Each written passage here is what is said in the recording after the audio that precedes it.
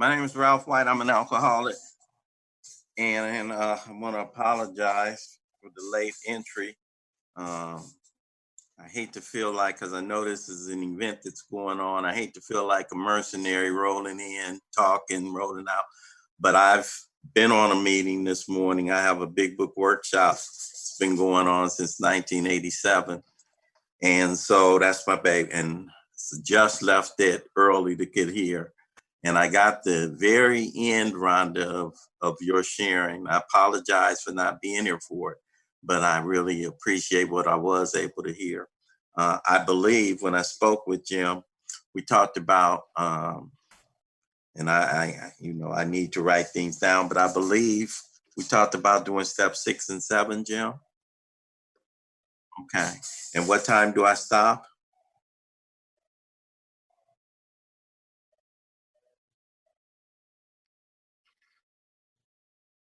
Okay. My sobriety date is October the 11th, 1986. And I have been, hmm,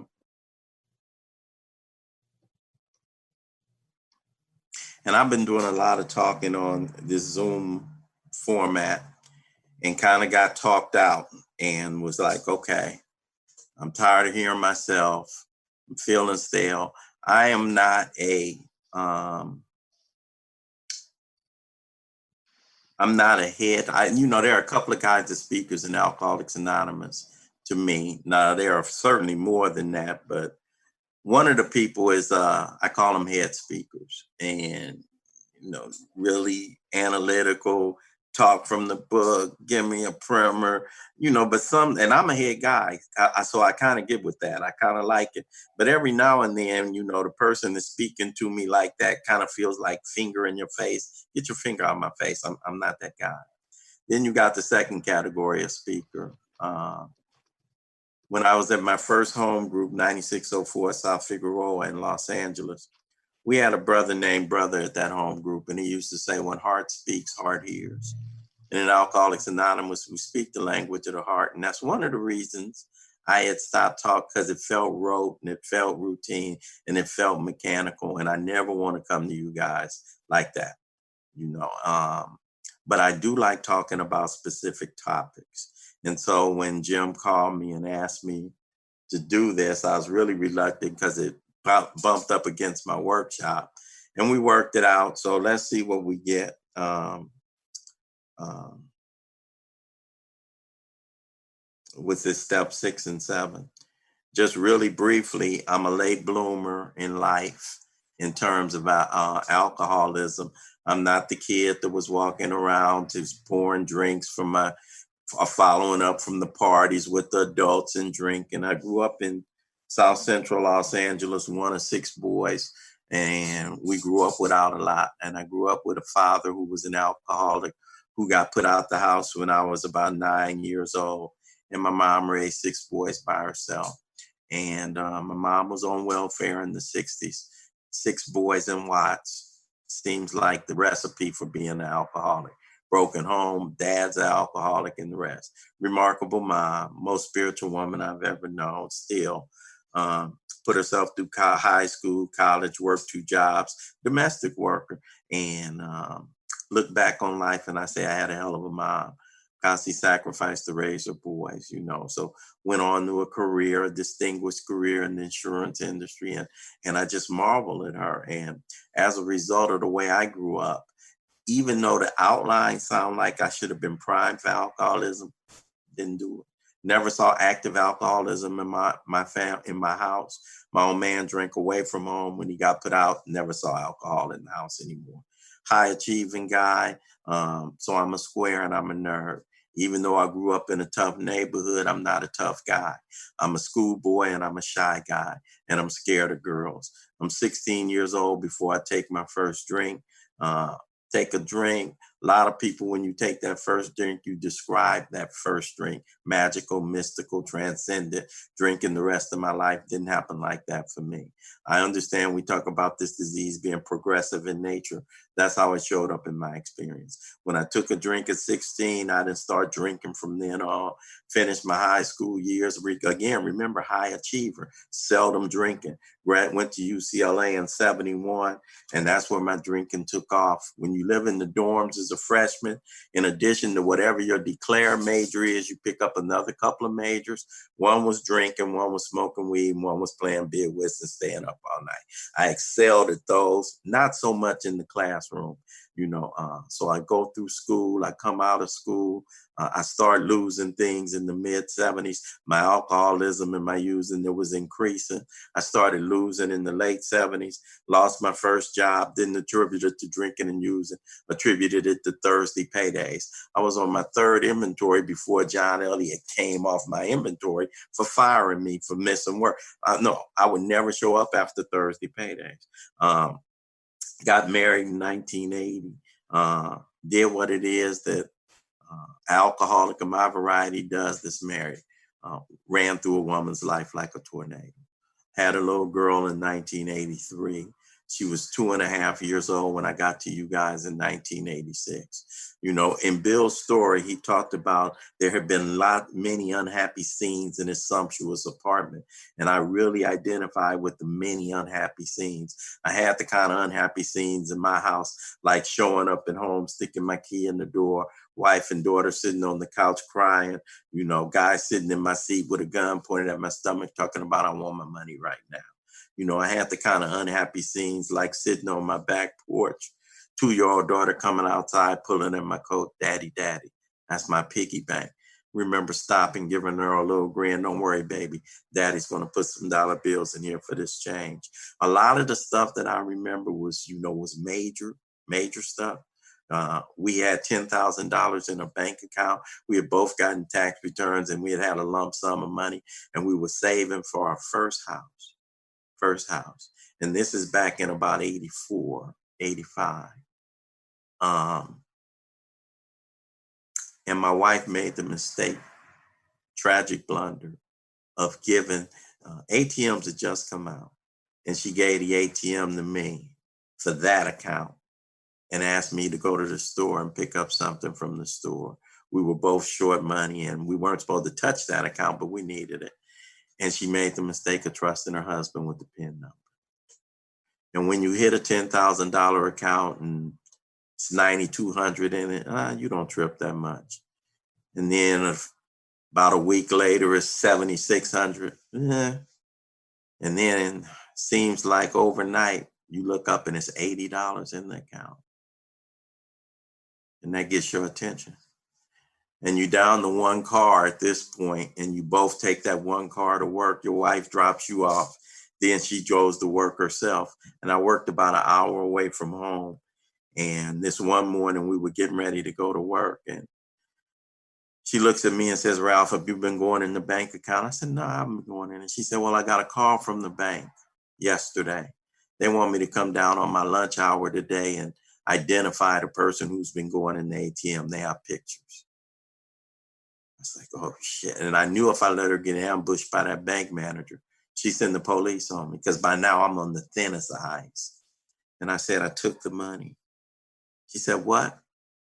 I took the money. And guys, I don't know, and I cannot tell you why it is you have me here to be able to share with you this morning. I don't really have a memory of what took place right then, but it must have been the longest trip to work ever. But I'm that guy. Go in my wife's purse on a regular basis. Did it one too many times. Came home one morning with a note on the door. The rest of your stuff is at your mom's house. Put out my house. I'm now my daddy. That was 1985, and my brothers got put out of their respective homes, and all 6 of us ended up in my mom's house, and we damn near killed her. When I got put out of my house and went to stay at my mom's, my ex-wife thought it was something salvageable about this piece of man she married. She would bring my daughter over on Saturdays to keep a father-daughter relationship, and I wanted to be a father to my little girl with everything in me. I really did. Wanted to take her to Disneyland and Magic Mountain. Wanted to take her to a movie on a Saturday afternoon. Wanted to walk up the street with her little hand in my big hand, take her to the store, buy her some ice cream. Wanted to sit her in my lap and read stories to her. Wanted to tuck her in bed at night and get a good night kiss. Wanted to get the look from my little girl that I've seen men in the fellowship get. The look like this is my daddy and this is my hero. And the best I could do on those Saturdays was 30 minutes.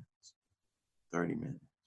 Still remember sticking my head around the side of my mom's house on Sunday night when my wife was coming to get her. And tears flowing. I see those two heads in the car and those headlights backing out the driveway. And I think to myself, there goes my life backing out this driveway. And I've heard a lot of people share they were scared of dying out there, and that's not my story. Never scared of dying, scared I was going to keep waking up to the same old thing. Monday the same as Tuesday, the same as Sunday, the same as Christmas, over and over and over again. And I'm so glad God don't make misery comfortable. And on October the 11th, 1986, I got directed to my fourth program of recovery. And I went to the Harbor Life Center on Skid Row in downtown Los Angeles. And they started bringing meetings of Alcoholics Anonymous into the facility. And when I got 30 days under my belt, I started going to outside meetings of Alcoholics Anonymous. And I started going to 9604 South Figueroa in the evening.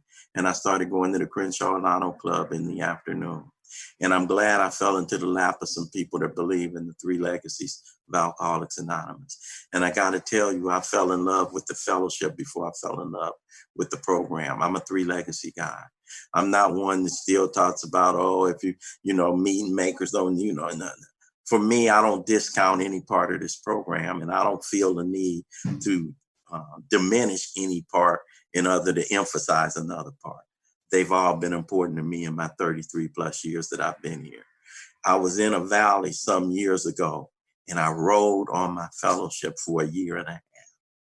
I rode on my fellowship for a year and a half. But I'm a guy that fell in love with the fellowship. And why be in a 12-step program and not go through the 12 steps? That does not make sense to me. And about a year into doing this deal, a year into you guys accepting me, a year into you guys growing me up, a year into you guys giving me a sense that it may be okay, a year in this coming with you. I was 33 years old when I made it to you. And I was a scared little boy playing of being a man. And you grew me up. And you gave me something. And about it, when I got into that, why be in a 12-step program and not go through the 12 steps? That don't even make sense to me. I played ball as a kid, and when I play ball, I want to be on the field. We got a broad third tradition in Alcoholics Anonymous. And our third tradition is the only requirement for membership is a desire to stop drinking. And that's a broad umbrella. And the moment I express a desire, I'm on the team. Can't nobody put me off the team. You ain't got to audition. You ain't got to try out. In fact, tryouts and audition over, you made it. The minute I say I have a desire. But check this out. Everybody that's on the team ain't in the game.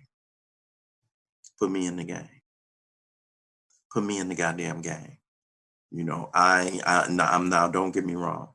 I'm not, we need fans, we need spectators, we need haters, we need commentators on the game to make them think that puts them in, but put me in the goddamn game. I'm not a looky-loo, I'm not a spectating guy. Fellas, I don't do strip clubs because I don't like looking. Put me in the game. I'm an all-in guy. What does that mean and what does that look like? Well, why be in a 12-step program and not go through the 12 steps? The interesting thing about these steps that I'm going to speak specifically of, steps 6 and 7, you would think to yourself, they must not be so important. And I've had the opportunity to talk with many men and women in our fellowship. And for most of us, for many, not everybody, the steps 6 and 7 take on a special significance in later years. In those early years, I really don't understand. And I don't care. I was one of the ones. And everybody goes through that phase. I'm like a Christopher Columbus guy. When I first got introduced to the big book Alcoholics Anonymous, I thought, okay, that's when the book was discovered, when I discovered it. I come back to meetings, I'd be on fire, I'd be spouting my stuff, and as if these people who've been here 20 and 30 years before me needed me to come give them a primer and a tutorial, and I'm up here and an old dude that's been 25 years sober, he's saying something that doesn't comport with the language, and you don't know how to do it. Now, he kept the doors open for me, right? And I'm really heavy on whenever I'm talking and whenever I'm really heavy on quotes and I'm really heavy on and that's fine and that's good. And that's not to diminish but that's what I had. That's what I had. I had information. And I was a guy that went through the normal phases of going through the book like that. I was the guy that was really fond of saying it ain't the quantity of your sobriety, it's the quality of your sobriety. And of course, you got to say that when you don't have quantity. You got to say what you have. It's the quality of, which is cool, which is fine. It's some young Turks that might be on here right now coming from the same place, but I'm going to tell you something, and I'm not diminishing wherever you are in your recovery. I'm not diminishing that at all. But there are a couple of things that you don't get but one way, and one of them is experience. You don't get it except by having it. So I would say I don't drink no matter what. I would say, God is everything or he is nothing. And I'd say it with certainty and sincerity. And I hadn't had a God is everything or God is nothing situation. I hadn't had a 22-year sober situation come up. I hadn't had a situation where, things where it felt like life was caving in on me sober, so I had to revisit some things. So anyway, that's just background. Started getting into this. So 6 and 7 specifically, you would think to yourself, they don't have a whole lot of importance. Although the 12 and 12 says something that should have been assigned. It says step 6, this is the step that separates the men from the boys. We getting ready to go to big boy place. By the way, parenthetic, if you're on this call right now, if you want to do recovery, if you're new, and you hear us sing in California. I don't know if everybody's from California. In California, we celebrate birthdays. Across the country, people call them anniversaries and they do different things. In California, we celebrate birthdays. Many of our meetings, we have cakes and we sing songs. And when I came in, I'm like, this is lame. This is weak. Do you know I'm off the street? I'm straight up in here. What is this lame square? Happy birthday cake. What is this? I want to share something with you. If you want to do recovery, it's for grown people. Put your big boy pants on and your big girl panties on, because being in recovery is about being grown every day. Grown every day scares me. Grown every day scares me. But I came to you at 33 years old and I was tired of losing. I was tired, and you put my feet on a path to really go somewhere. And you introduced me to that first step. And I'm going to just briefly go through. The 12 steps of Alcoholics Anonymous is not a linear set of independent exercises. It's an integrated series of actions that if I take them together and I live them as a lifestyle, it'll give me, I'll walk as a grown man. I walk my own walk. You hear people talk about on this path, and they talk about it's a single path of recovery. There may be one path, but you find your own walk. You find your own walk on this path. We are not goose stepping down the path. We're not lock stepping down the path. We're not a group of automatic. No. You'd have a different speaker. There's a lot of conformity involved in Alcoholics Anonymous, but I'm not a conforming guy. I'm a maverick guy by nature. I walk my own walk and I sing my own song, and it took me a long time. It took me a long time because I'm a chameleon and I'm a perpetrator. I'm going to go in a situation, assess the situation, figure out what I need to be in this situation, and that's who I am. And I was even that for a long time in recovery. Now, when you get to the 7th step, it's only 2 paragraphs in the 7th step in the Big Book Alcoholics Anonymous. A lot more discussion of it in the 12 and 12. But the 2 paragraphs seem to suggest that there's not a lot of work or a lot that's involved with step 6 and 7, and nothing can be further from the truth. I'm going to propose something to you for your consideration. And I've been doing this a long, so I talk about stuff and I talk about it. I don't believe when the Big Book Alcoholics Anonymous was written, it was written as dogma, and it was written to be considered, no. In fact, that's the furthest thing from the truth. Wasn't supposed to be considered. And folks, if it's not in the book, read it. And I just listened to a guy that I respect a lot talk yesterday. And he was saying, this is in the book, and this is why I say it, and this supports what I say. And when he said it, that same paragraph that he read, I took it to be the opposite of what he said it was. So when people say, just read the white on my, I got my brain filtering what I'm reading. That's why I need a sponsor.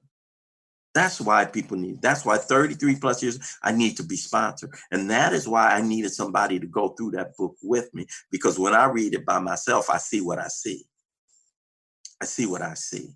And what I don't see When I read step 6 and 7, I don't see the totality of it because I'm reading the book and I'm looking at the steps as if they stand alone by themselves. And they don't. They don't. They're interwoven. And the purpose of them is not to be a homework assignment. It's not to invite Ralph to come and talk to some people and to give you a primer on what 6 and 7 is. Let me give you the disclaimer right now. I'm not an authority on Alcoholics Anonymous, and I don't speak for Alcoholics Anonymous. I'm not an expert, and I'm not here to give you, a tutorial on these steps. I'm a guy that got loaded and couldn't stop. I'm a guy that on October the 10th of 1986, I was in the grips of a disease that had me, and there was no way out. It was as if my life was this disease was like a tsunami in my life, washing, washing, washing my life away. And waves were just crashing. And it was as if on October the 11th, 1986, another big wave was coming and it stopped right here. Hadn't been to a meeting, didn't have a sponsor, hadn't written the 4th step, hadn't read a 5th step, hadn't been on an H&I panel, hadn't done any of that. And the wave stopped right here. And I believe for everybody sitting in here this morning, every single one of us, prior to taking a step, something had already happened in my life because none of us come to the steps loaded. Something had happened in my life. What's that something? What's that something? Most of us call that grace. We call that grace.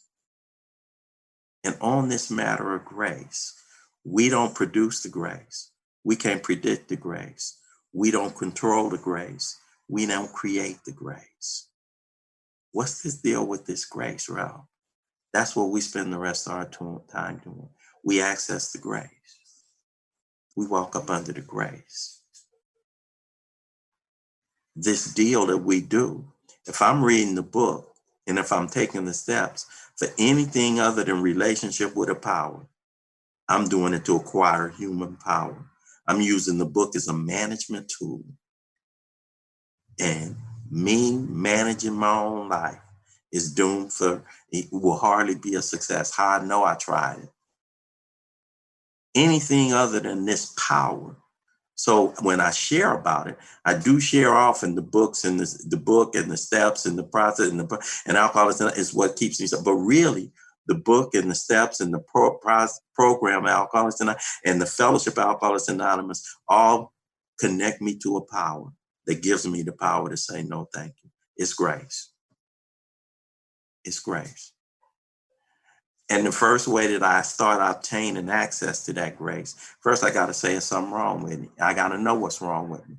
And in that step 1 situation, I looked at the results. Step 1 is a conclusion I draw based on my experience. And I looked at myself and I found out there's something physically different about me. When I ingest anything, bets off. I can't control when I'm going to stop. I can't tell you when I'm going to get home. Well, I can tell you when I'm going to stop. I'm going to stop when I run out of my money and your money and any other means of getting something. That's what's going to stop me. Or an outside force stops me. I ain't a jail going to guy, so that don't usually stop me. I don't have that in my story. I told you I'm not a tough guy. I'm a working man. But I'm a working man that acts like I don't because I don't spend it on nothing but getting on it. When I came to you guys, you gave that a name. You called that an allergy. I had it confused. I thought I was high capacity. I thought that's why I kept drinking so much because I got high capacity. No, dude. When you drink, you get thirsty. The doctor labeled that as an allergy, and he called what happens this phenomenon craving that takes place when I take one. He said that's the manifestation. That's the way this allergy shows up. An allergy to strawberries that you had as a kid showed up as a rash. This allergy to alcohol shows up as you drink, you get thirsty, and okay, that's not the only problem because you could just say no. What else is it about you, Ralph, that's different than other folk? You don't have the no in you. You don't have the capacity to say when you have and the hardest thing for me in looking at the second part of that first step was I had not ever tried to stop on my own. I've heard a lot of people's story and their experience showed them. I had never tried to stop till I got to you guys. I tried to stop getting busted. I got busted a couple of times, minor stuff. I tried to stop getting fired. I tried to stop spending my whole paycheck. I tried to stop getting in the doghouse at the house. I tried to stop the consequences, but I didn't really have a firsthand experience in the streets of trying to quit entirely on my own. And because I'm a guy that's a drinker and a smoker, I had tried to stop heavy drugs, but I had never tried to stop entirely on my own. So that one I had to wrap my head around after I got here. And I relapsed a couple of times. And I got a firm understanding of my condition. So I came back sweetly reasonable. I can't drink because of my body. I cannot, my mind refuses to accept that fact. I'm powerless. And those are the conclusions I draw based on my experience, which propelled me into the second step. And that is, came to believe the power greater than me could restore me to sanity. I already had a power greater than me. I needed a power greater than it. I needed a power greater than it. I had a power greater than me. We called it alcohol. One of the reasons why I keep going to meetings of Alcoholics Anonymous is because you guys said, alcohol whooped my ass, no comeback. I found the power. I've been sober for 6 months. Alcohol whooped my ass. I found the power. I've been sober for 90 days. Alcohol had its way with me. I found the power. I've been sober for 3 years. Wow, I'm not stupid. I'm arrogant. I'm hard-headed. I'm judgmental, but I'm not stupid. This many people can't be wrong. Let me try that. What do I have to lose? And I went to chapter We Agnostics, and I love talking about the second step, but there's a lot more involved in that. But in a nutshell, I came out of that 33 years old, tired of losing. I'm going to give this a try. One of the reasons why it is so important to go to meetings of Alcoholics Anonymous is number one, and when I work with new people, I never try to convince them to try our way of life. Because I don't know what's going to happen if you're sitting on here and you're new. I don't know what's going to happen if you try the sober life. I don't know if you're going to get the wife. I don't know if you're going to get the girl. I don't know if you're going to get a hell of a marriage. I don't know if you're going to get a hell of a career. I don't know if you're going to get I don't know what's going to happen if you try our way. But me and you both know what's going to happen if you don't. We both know what's going to happen if you don't. So I became willing to at least entertain this idea of a higher power. But what sealed it for me was the witness testimony. Without the witness testimony. And every time I go to meetings, I get witness testimony.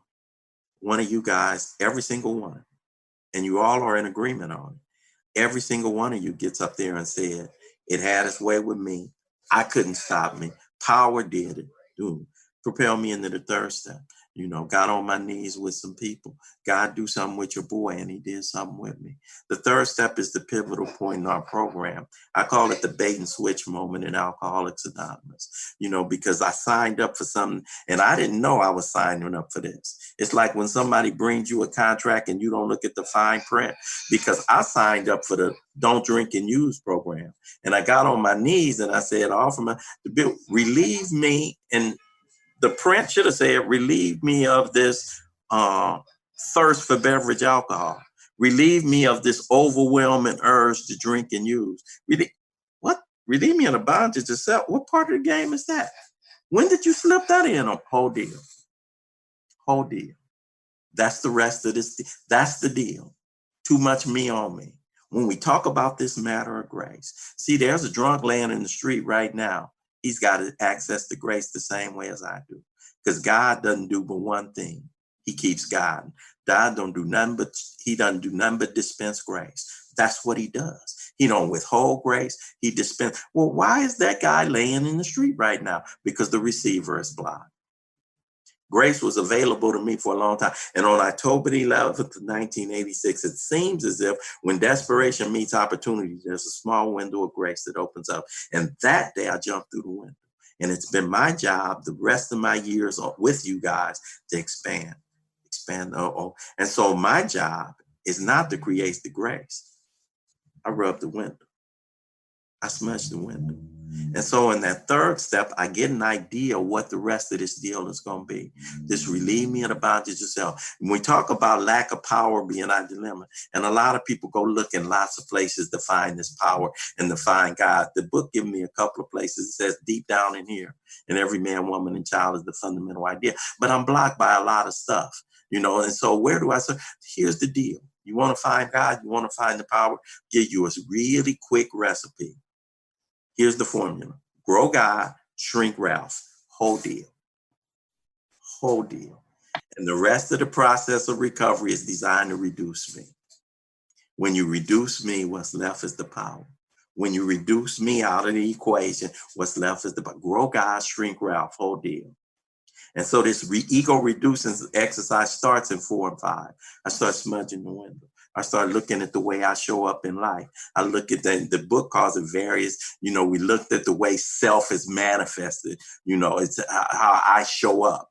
We talk about being convinced that self manifested in various ways was it defeated me. And the various ways we're going to look at is in our resentment, sex conduct, and fears. If I look at those 3 areas, I'll be able to, I'll do a lot of window wiping. I'll do a lot of ego reducing. There'll be a lot of, and so I do that. And I come out of that 5th step. And now I'm at another surrender, the 6th step. I'm going to submit something to you. Why it is that the book only has 2 paragraphs on 6 and 7. I believe all 164 pages is about 6 and 7. Those 2 paragraphs just shine the light. It spotlights 6 and 7. But where in inventory are we not looking at defects of character? In the whole inventory is about inviting God. It's about, okay, we're prepared to look at my life from a new angle, the angle of trust in infinite God rather than my finite self.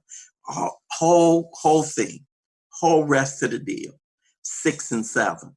We're entirely ready to have God, these defects of character, and then humbly ask him to remove the shortcomings. These defects of character, what do we know when we hear the word defect in a commercial sense? What do we think about when we hear the word defect? Something, you might have a car and this model Corolla, this model has, airbag problems, right? What happens? You recall all those back where? To the manufacturer. Why? Because the car don't work on itself.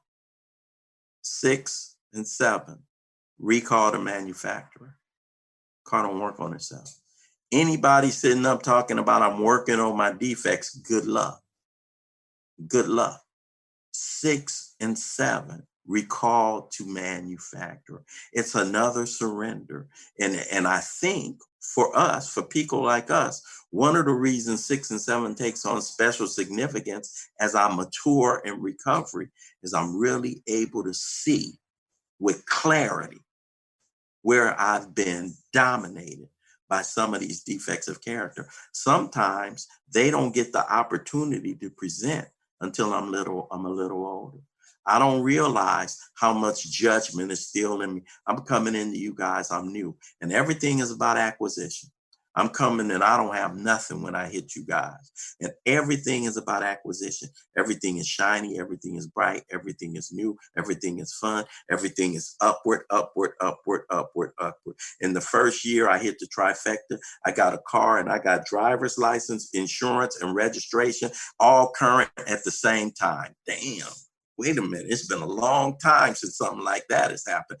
Get a car, get a girl, get a crib, and so it's all acquisition. And so things start happening. And I almost buy into the idea that some of these defects, which are lying dormant, haven't had a chance to show themselves. Now I start going through the steps. I start going through this process. I start sponsoring people. I get a wife, and now I get a kid. Now some of these things that I didn't realize were so dominant in my life start showing up. Overly critical, overly sensitive to criticism. See, when you ain't living with somebody and you don't get an opportunity to see how much that affects you and offends you. You don't get to see how much you still pout as a grown man. Now, Pouting when you don't get your way might be cute when you're 3. When you're 43 and 53, ain't nothing cute about that. You see that in inventory and you start seeing these things in stark relief. Then you're 22 years sober and you hit a wall and you go through your 3rd valley in sobriety. 22 years sober. Feel like they need a recovery home for old time. You know, you've lost your 20-year relationship. You've lost your house in front of everybody, foreclosed on, because you're transparent and you're living out loud now. And that's how, because my feet have been trained in Alcoholics Anonymous, and I'm firmly planted in Alcoholics Anonymous. And I'm one that 2 things happen, and they've happened for me in my recovery. I started having a lot of successes. Got the house, got the wife, don't let the life that AA gives you get in the way of your AA life.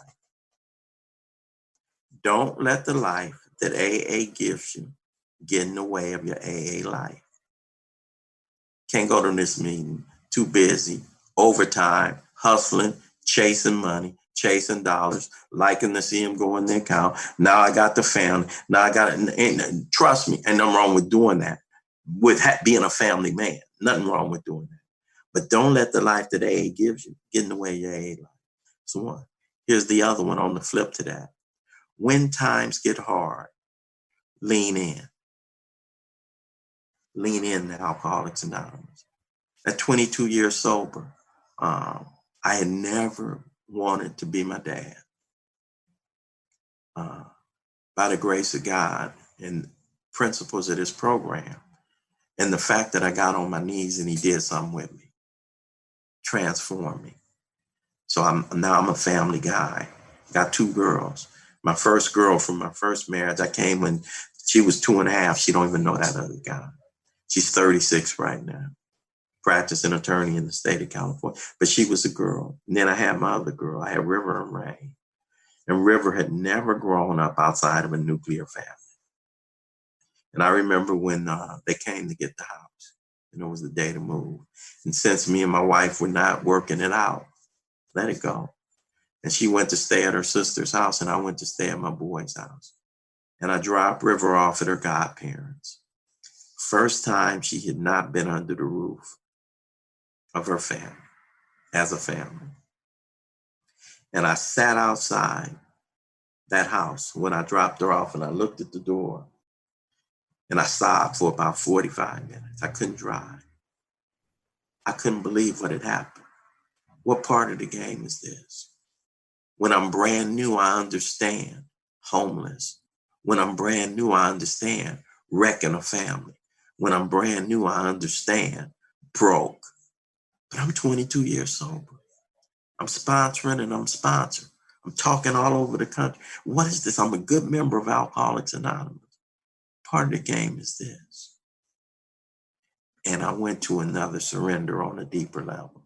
I understood God is everything or he is nothing. I understood decisions based on self that later put you in position to be hurt. I understood this idea of, some defects that had jumped up and were glaring and that put me in that position. And I also understood self can't overcome self. Can't do nothing about it. And I went to that 6th step on a level I had not before. And that level was, okay, God, you got to do something with this. Same as you got to take it out of my mouth. You got to take the taste out of my mouth. And here's the interesting thing about defects of character. What entity do we know, most of us that we agree on, what entity has no defects? Most of us will say, well, that's God. Well, that's God. Well, if that's God, the reverse must be true.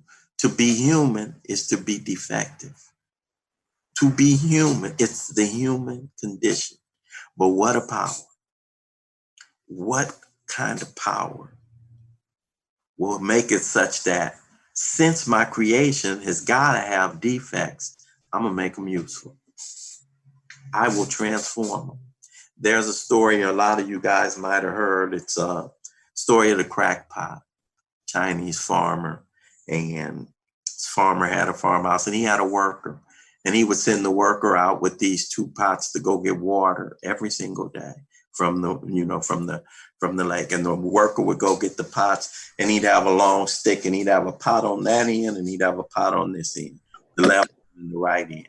And the pot on the left end cracked, and the pot on the right end was not. And they get home every day, and the pot on the right was always full. And the pot on the left, when they got back to the farmhouse, was only half full. And the pot on the left was tripping, felt inferior, felt inadequate, because the pot on the right is talking shit. Yeah, I made it home with everything. The man, the master, he likes me. Look, I do my job well. What, you tripping? What's wrong with you? You don't make it home with the water. And the pot on the left is tripping, right? And the pot on the left is crying. And the farmer, the owner sees the pot on the left tripping. What's wrong? Man, I ain't shit. I can't do my job right. I get home every day. I know you don't think much of me. I don't come home with but half the water. My brother over here, look at what he doing. The father said, hold up. When you go out tomorrow, I want you to watch something. When you go out tomorrow, I want you to look at your side of the road. On your side of the road, you got all these flowers on your side. On your brother's side, it's barren. And you got all these flowers, because I knew about that crap. And I planted seeds on your side. And you've been watering those seeds every year. And you got all these flowers growing on your side of the road. And you see those flowers that are on the table in the dining room, and those flowers that are in the kitchen brightening up our house. Those are the flowers that I plucked as a result of those flowers growing on the road. So you need to quit tripping. And now the crackpot is looking at the other. Yeah, I remember that. The crackpot. To work through the defects of character, and that's the beauty. So when I go to the seventh step, one of the reasons why in step 7 I don't delineate or define I said, and that's another powerful piece. In the third step, I go voluntarily. I process, God, here I am, just like this. Here's your boy, just like this, still tripping. In the third step, I ain't got to get right to come. I don't have to come right to get right in AA. I come as I am. And I say, God, I offer myself to you. And he did something with me in that condition. And again, in the 7th step, my creator, I should have, take all of me, good and bad. If you're in a relationship, I'm looking at Jim and his girl, and they both in the white, and they look so good. And if you're in a relationship, I think the greatest gift, I heard one of my friends tell me, she and I were talking, and she talked about why she decided to stay in her relationship. She said the greatest gift somebody can give somebody else is to accept them just like they are, just like I am. I know you with morning breath, literally and figuratively. I know you with no makeup. I know you when you at your worst. I know you when you bounce checks. I know you when you don't handle business. I know you. But you might, and that's that power. God, I offer myself to you, good and bad.